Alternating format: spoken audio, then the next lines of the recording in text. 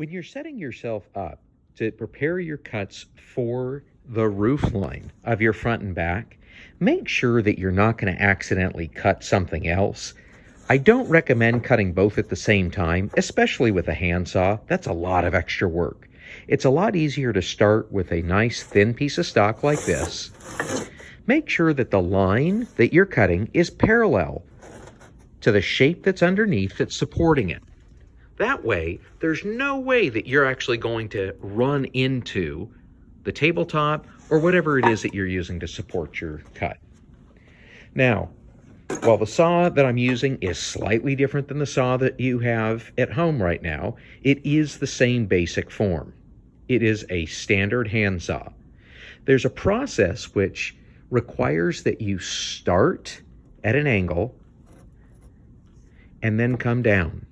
And the reason we're going to start at that angle on this cut is to make it a little bit easier just to get the blade started into the narrow kerf that's going to be created.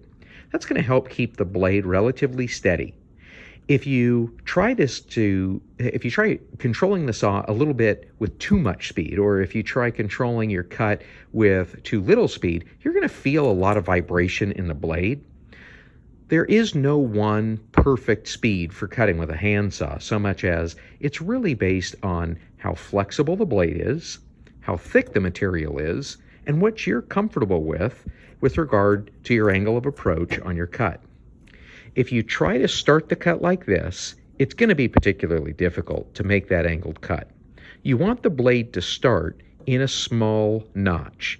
And to make that small notch, you can actually just hit the teeth a little bit against where the start of that blade is going to start to cut.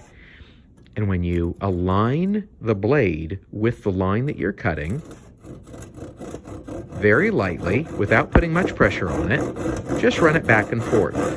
Now what that's doing is it's creating that little kerf gap.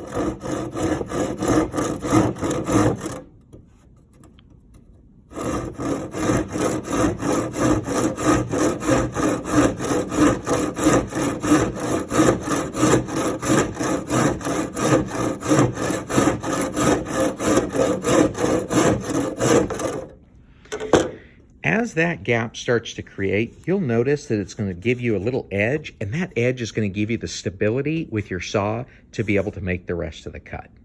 Now I'm going to set the phone aside and try to get a good angle so that I could show you how to make this cut in the next video.